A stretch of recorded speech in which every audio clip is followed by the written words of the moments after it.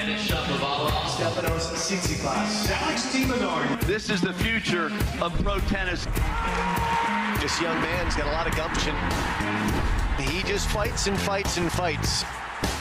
That is an impressive young man. A tremendous performance. A lot to like about the young Greek. Sometimes the next becomes the now. So those are the three teenagers in the top 100 at the moment: Denis Shapovalov, Tsitsipas, and Alex de Minaur. And all three have made huge jumps this year. De Minaur started 208. He's made a couple finals. He's now 45 in the world. Chapo started 51, makes the semis at Madrid, among other things. He's up to 26. And Tsitsipas started 134, just made the semis in D.C.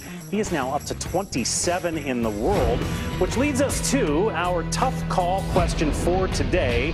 And that is, which one of those three teenagers is poised to make the deepest run at the U.S. Open? Is it Shapovalov, Tsitsipas, or de Minaur? We start with Chanda Rubin.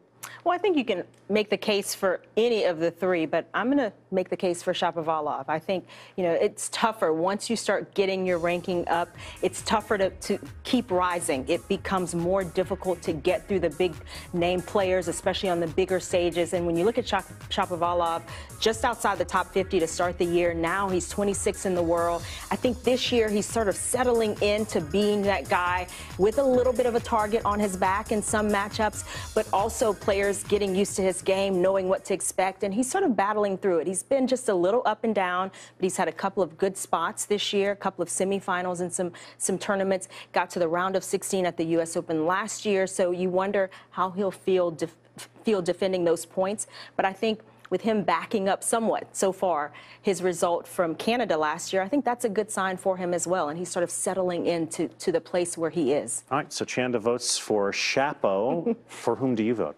I went with Tsitsipas, and I've loved the way that he's progressed really in the last 12 to 18 months. Started the year outside the top 100, and look at him now at 27, building momentum. He's gotten stronger, he's gotten more confident, but I love his shot selection. I think that's the thing that's improved the most with his confidence, is knowing what shots to go for.